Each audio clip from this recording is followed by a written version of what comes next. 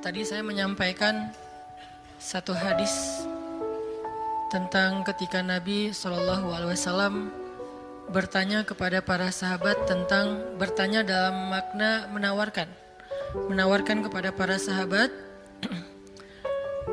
ala ukhbirukum, dalam riwayat yang lain, ala unabbiukum bi khairi a'malikum. Maukah kalian aku sampaikan, aku kasih tahu amal yang paling baik yang bisa kalian lakukan. Amal yang paling baik. Wa azkaha inda malikikum, dan kedudukannya di sisi Allah adalah amal ini adalah amal yang paling suci. Artinya udah pasti diterima oleh Allah, nggak ada yang tertolak sama sekali. Dan Allah suka banget dengan amal ini karena disebut dengan suci, berarti Allah suka karena Allah Maha suci, maha baik, maha sempurna dan mencintai kebaikan ataupun kesucian. Wa azkaha 'inda malikikum wa arfa'iha fi darajatikum. Dan dia menjadi amal yang paling tinggi mengangkat derajat seseorang. Jadi kalau kita ngerasa hidup kita nih sering diremehin orang, kalau kita itu ngerasa kita tuh joker banget ya, tahu banget rasanya diremehin, dicela, dihina, gak dianggap, apalagi dicuekin, dan seterusnya, perlakuan-perlakuan merendahkan dari manusia, dan kita ingin dihargai nih. Kita pengen dimuliakan, kita pengen dianggap sama orang lain, sama teman kita, sama geng kita, sama masyarakat. Maka kata Nabi, wa arfa'iha fi darajatikum. Amal ini paling tinggi mengangkat derajat kalian. Sehingga siapa yang mengerjakan amal ini, maka insya Allah dia akan menjadi orang yang sangat mulia, orang yang sangat dihargai, orang yang sangat dikagumi, orang yang sangat disegani. Arfa'iha fi darajatikum wa khairin lakum min infaqiz zahabi wal fiddah. Ini lebih dahsyat lagi. Amalan ini lebih baik daripada kalian menginfakkan emas dan perak. Lebih baik daripada menginfakkan emas dan perak. Siapa di antara kita yang pernah sedekah emas sekilo? Gak ada yang pernah, termasuk yang nanya. Mana pernah kita sedekah emas sekilo? Yang seharga sekarang berapa sekilo emas? Gak jualan Ustaz. Berapa? Kurang lebih 700 juta? 600 ya? 600-an juta. Ternyata ada pedagang emas di belakang. Sekarang harga 1 kilo emas 600-an juta misalnya. Siapa dari kita yang pernah berinfak 600 juta dan itu berkali-kali dalam satu hari? Bukan berkali-kali dalam setahun, berkali-kali dalam satu hari. Sekilo. Tersiang, sekilo. Sore infak sekilo. Malam mau tidur sekilo lagi. Sehari 5 kilo.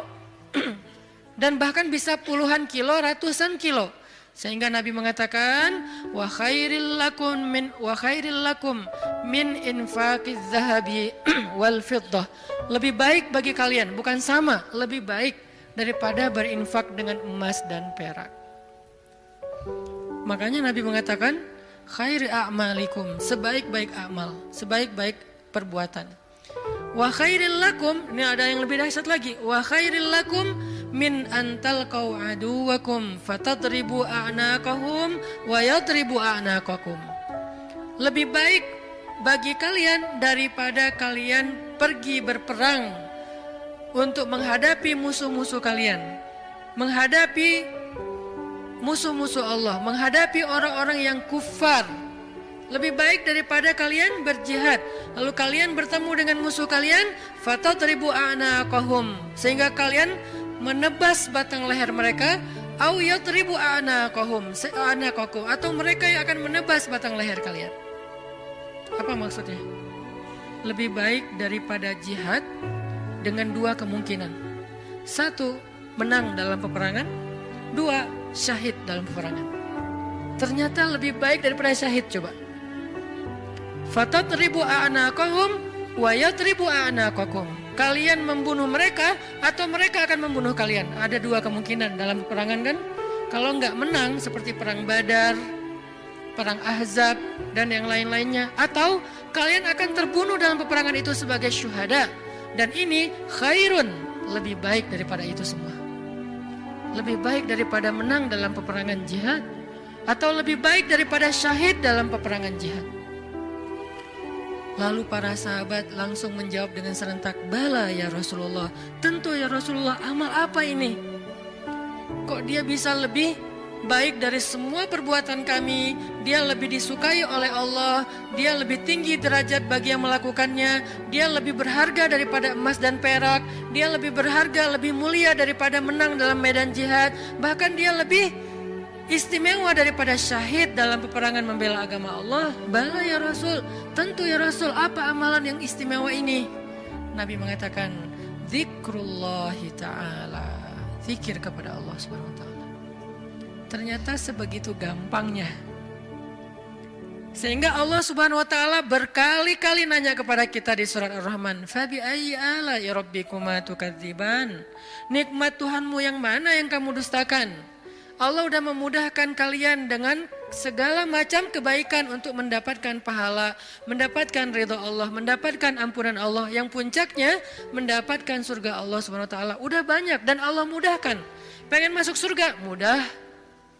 Pengen diampunin semua dosa sampai dari sejak kita balik, yang kita sering berbuat dosa, dosa awal-awal kita balik itu yang paling gede apa? Ninggalin sholat ya.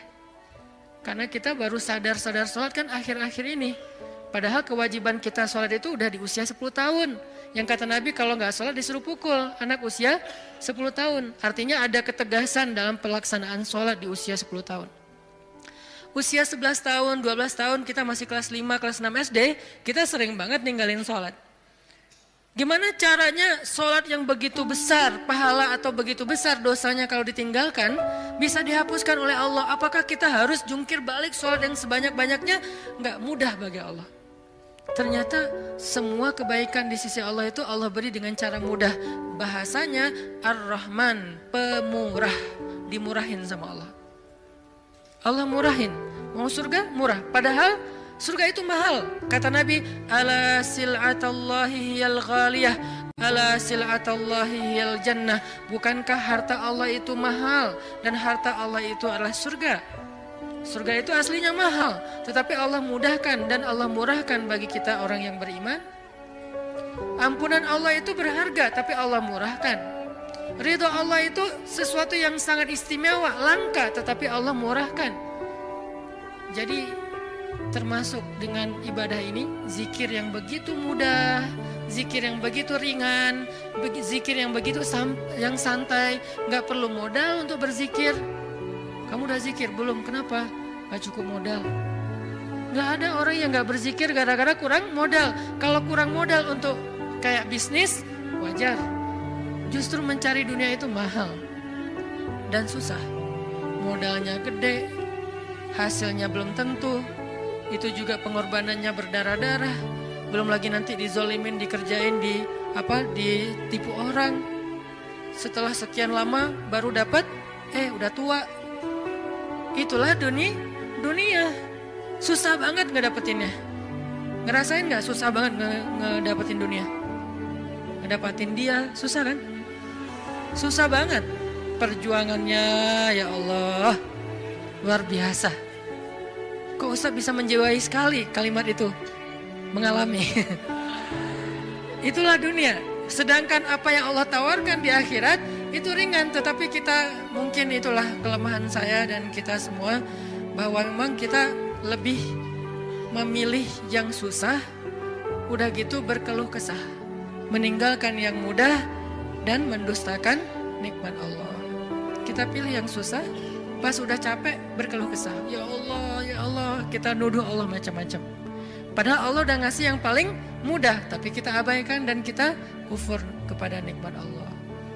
Jadi teman-teman yang dirahmati Allah, Nabi sendiri yang menawarkan kepada kita sekarang dalam hadis riwayat Hakim Tirmidzi dengan derajat yang sahih tadi. Ala unabbiukum ya syabab Bandung, maukah kalian aku berikan sebuah amalan wahai pemuda-pemuda Bandung? Apa itu? Amalan yang khairul lakum min infaqiz zahab, yang lebih baik daripada menginfakkan emas, lebih baik daripada mati syahid, walaupun syahid juga tetap mulia, lebih baik daripada menang dalam peperangan? Tentu kita akan menjawab seandainya kita ketemu dengan Nabi, bala ya Rasulullah, tentu ya Rasul, apa amal itu apa? Dan kita mengatakan bala bukan dengan kalimat cuek, bukan dengan kalimat boleh sih, apaan ya Rasul, enggak gitu. Kita ngomongnya itu bala dalam bahasa Arab sesuatu yang kayak antusias banget. Kalau mereka enggak antusias, mereka enggak akan bilang bala. Mereka bilang bala ya Rasulullah, artinya antusias, sehingga kita menjiwai hadis ini. Walaupun kalimat hadis ini enggak terlalu panjang, cuma satu kalimat pendek yang kalau dibaca kurang dari 5 menit selesai. Tapi menjiwainya, memahaminya itu butuh waktu sampai kita bisa benar-benar senang dengan nasihat dari Nabi ini. Bukankah banyak orang cari nasihat jauh-jauh ya? Sekarang yang ngasih nasihat Nabi langsung. Sehingga kita mengatakan, bala ya Rasul, apa itu ya Rasul, apa amalan itu, saya pengen dapat semua kebaikan yang Nabi katakan tadi, lebih dari ini, lebih dari ini, lebih dari ini. Dan Allah sangat suka dengan amal itu, otomatis Allah suka dengan orang yang beramalnya. Zikrullah, kata Nabi, mengingat Allah, berzikir kepada Allah. Makanya itulah kenapa Allah Subhanahu wa taala berfirman di surat Al-Ahzab yang tadi kita baca. Ya ayyuhalladzina amanu uzkurullaha dzikran katsira wasabbihuhu bukratan wa asila. Wahai orang yang beriman, ingatlah Allah, berzikirlah kepada Allah dengan zikir yang sebanyak-banyaknya. Kenapa? Karena zikir itu ringan. Allah gak nyuruh kepada kita sesuatu yang berat. Allah belum bilang jahidul kuffar, perangilah orang-orang kufur. Allah baru mengatakan anfiqu min amwalikum, sedekahkan harta kalian, min amwalikum, sebagian dari harta kalian. Enggak. Itu mungkin buat kita masih butuh waktu belajar. Sekarang Allah mengatakan uzkurullaha dzikran katsira, ingatlah Allah, sebutlah Allah, zikirlah kepada Allah sebanyak-banyaknya. Kenapa? Lebih baik dari semua tawaran-tawaran yang itu. Allah kalau nawarin kita untuk jihad, kemungkinan besar kita akan mencari-cari alasan. Dan orang yang mencari-cari alasan dari kewajiban berjihad apabila sudah wajib, maka dia udah jelas sifat kemunafikannya. Baca nanti di ayat-ayat tentang jihad, surat At-Taubah, surat Al-Anfal, termasuk surat Al-Ahzab. Ada banyak cerita-cerita tentang jihadnya Nabi. Dan sebagian besar orang yang menolak atau mencari alasan untuk enggak ikut sama Nabi, itu tuh udah pasti terlihat jelas kemunafikan pada diri mereka. Sehingga Allah menggolongkan mereka termasuk orang munafik. Allah marah kepada mereka sehingga menyebutkan dengan kalimat kabura maqtan indallah. Allah marah sekali dengan kata-kata mereka. Di dalam surat yang lain dikatakan mereka itu termasuk orang-orang yang pendusta. Mereka bilang inna buyutana aurah, rumah kami sedang ada banyak masalah ya Rasul, mohon maaf kali ini gak bisa ikut. Yang lain mengatakan anak saya sakit ya Rasul, maaf gak bisa ikut. Yang lain mengatakan saya kurang enak badan ya Rasul, maaf gak bisa ikut. Semua alasan yang mereka katakan, Nabi hanya bilang ya sudah. Tapi Allah mengatakan aku tahu isi hati mereka dan mereka orang munafik. Berat soalnya perintah jihad itu berat. Alhamdulillah kita di Indonesia gak ada kewajiban berjihad, soalnya penjajah kita sudah pergi dan diusir oleh para pahlawan kita. Coba kita masih hidup di zaman Belanda atau Jepang atau Portugis, maka kita semuanya wajib berjihad membela tanah air. Alhamdulillah udah merdeka, jadi kewajibannya bukan lagi jihad, lebih ringan dikit, dakwah. Tidak perlu mengangkat senjata, cukup kita mengajak kepada kebaikan. Karena seandainya perintah jihad itu muncul di tengah-tengah kita sekarang, kemungkinan besar kita akan mencari 1001 alasan. Ada yang alasannya saya masih kuliah lah, ada yang alasannya saya belum nikah lah. Memang ada alasan gak bisa berjihad gara-gara belum nikah. Ustadz, nanti kalau saya syahid terus saya belum, statusnya masih jomblo gimana Ustadz? Gak usah dibahas sekarang. Hampir kepancing. Artinya ya kalau seandainya perintahnya adalah jihad, kita mungkin termasuk orang-orang yang anulir di awal waktu udah langsung dicoret, nggak masuk. Kalaupun kita mau, tetap nggak diizinkan. Kenapa? Nggak cukup syarat. Pegang senjata nggak pernah, baru jalan 100 meter udah ngos-ngosan, nggak makan sehari udah lemes. Ya, gimana mau jihad? Padahal jihad itu fisiknya luar biasa, nggak tidur berhari-hari, apalagi ya tanya aja ke teman-teman dari militer lah. Latihan aja udah seberat itu, gimana menghadapi musuh. Kita mau berangkat pun nggak diizinkan karena nggak memenuhi syarat. Itu perintah jihad. Ternyata ada yang lebih baik daripada jihad. Zikrullah. Perintah berinfak. Kata Allah, berinfaklah dengan harta terbaik. Lan tanalul birra. Tidaklah sempurna kebaikan kalian hatta tunfiqu mimma tuhibbun.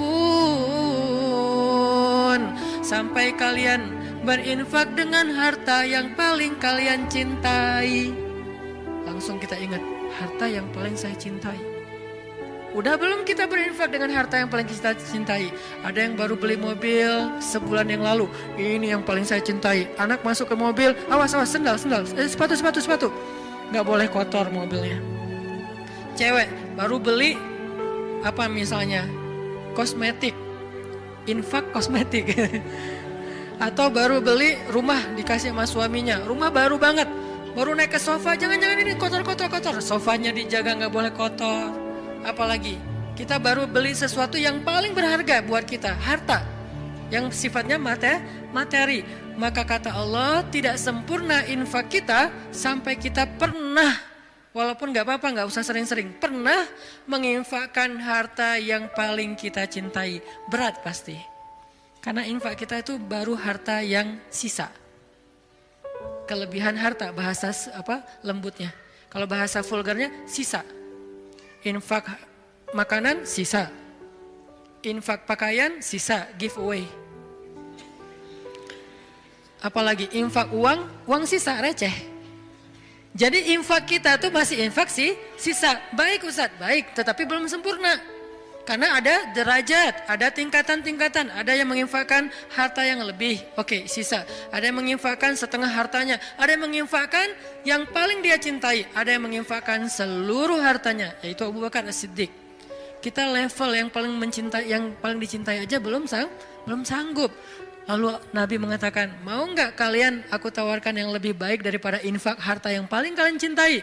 Lebih baik daripada memberikan mobil kesayangan kalian. Lebih baik daripada memberikan pakaian kesukaan kalian. Lebih baik daripada, saya kadang-kadang diminta kupluk aja. Ada teman-teman di luar kota misalnya, pas saya datang, Ustadz boleh minta kupluk Ustadz? Aduh ini warna kesukaan saya. Baru kupluk yang warna kesukaan aja kayak berat mau ngasih, hijau dan abu. Pernah dulu karena gak bisa nolak, dia udah baik banget sama saya. Sampai sekarang saya ingat-ingat, itu topi ya, sukaan saya banget tuh. Sampai sekarang dia ingat-ingat. Kalau ketemu dia saya langsung nyari, dia kok gak dipakai sih topinya, balikin dong kalau gak dipakai gitu kan ya. Saking kayak emang kesukaan saya banget, itu aja gak bisa, padahal murah loh. Masih hitungan puluhan ribu atau ratusan ribu. Baju yang kesukaan saya yang saya sering pakai tuh, kotor cuci langsung, keringin, setrika, pakai lagi. Karena senang banget dengan baju itu, diminta sama orang lain, mau gak ngasih? Kayak masih berat Nabi itu pernah dimintain baju yang beliau suka banget, diberikan oleh Raja Khorasan. Beliau pakai baju itu kayak sweater, karena baju musim dingin, beliau pakai kayak sweater gitu keluar rumah. Tiba-tiba kata seorang laki-laki di jalan, ya Muhammad bajunya bagus banget, boleh minta nggak? Orang Badui, terlalu jelas ngomongnya, to the point.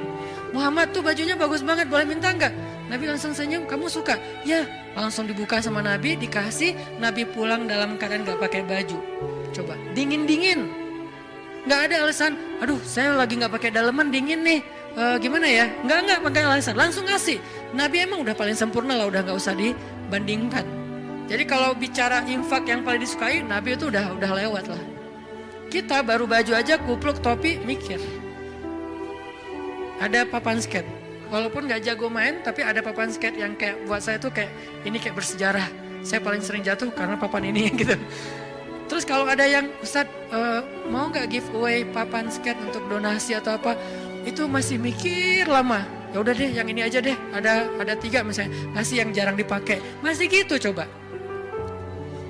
Nah sekarang Nabi bilang, mau nggak aku tawarin sesuatu yang lebih istimewa daripada kamu berinfak dengan semua barang kesukaan kamu, koleksi kesukaan kamu. Ternyata ada yang lebih istimewa. Apalagi? Infak, jihad, syahid, dan yang lain-lainnya. Nabi mengatakan, mau nggak yang lebih baik dari semua amal kalian? Tahajud, amal itu jamak. Tahajud, puasa Senin Kamis, infak, jihad, tilawah, dan seterusnya. Apa ya Rasul? Zikrullah. Ternyata kita kira jawabannya bakal amal yang susah, amal yang berat, amal yang langka orang bisa ngelakuin. Ternyata amal yang ringan banget, amal yang sepele banget. Tetapi itulah bukti bahwa Allah Rahman, Allah Maha Pemurah, Allah gak mau menyusahkan hambanya. Makanya berulang kali saya katakan ayat yuridullahu bikumul yusra wala yuridu bikumul usr. Allah tuh memang pengen mudahin kalian. Allah tuh gak suka menyusahkan kalian. Kita sendiri aja yang nyari kesusahan. Kita sendiri yang nyari ribet. Allah tuh carinya yang mudah-mudah aja buat kita. La yukallifullahu nafsan illa usaha. Salat gak bisa berdiri, duduk. Gak bisa duduk, berbaring. Gak bisa tepat waktu, dijamak. Buru-buru, dikosor. Lupa, dikodok. Tapi jangan istiqomah. Setiap hari kodok subuh. Nah ini istiqomah. Ini artinya teman-teman, Allah tuh pengen memudahkan kita zikir. Tapi jangan mentang-mentang Allah memudahkan kebaikan untuk kita, lantas kebaikan itu jadi bernilai murah bagi kita. Enggak, sesuatu yang mudah di sisi Allah tidak selalu murah. Itu kan mindset manusia ya. Yang mudah itu jadi murah kan. Yang susah itu jadi berharga, mahal, yang langka makin mahal, makin langka makin mahal. Allah enggak kayak gitu. Matematika Allah bukan makin langka makin mahal. Justru makin dekat kepada Allah, walaupun itu mudah, maka itu makin mahal. Sekedar mengatakan Masya Allah, itu tuh mahal banget. Sekedar mengatakan Bismillah, itu tuh mahal banget. Tapi mudah Ustadz, semua orang bisa lakuin. Gak apa-apa, karena ketika dia melakukan itu gak akan mengurangi hak kita. Itulah bedanya dunia dengan akhirat. Dunia kalau orang dapat, bagian kita berkurang. Akhirat orang dapat, bagian kita sama sekali tidak terganggu. Malah kalau orang dapatnya lewat kita, bagian kita bertambah. Kalau dunia susah hitung-hitungan kayak gini. Karena memang kecil, direbutin rame-rame. Akhirat itu besar, direbutin sedikitan. Kata ulama, dunia itu nikmat yang sedikit, direbutin rame-rame. Akhirat nikmat yang banyak, direbutin sedikitan. Sehingga tidak akan pernah berkurang, apalagi menjadi persaingan yang tidak sehat. Zikrullah. Sehingga Allah mengatakan uzkurullaha dzikran katsira. Ingatlah Allah sebanyak-banyaknya. Itu poin pertama teman-teman.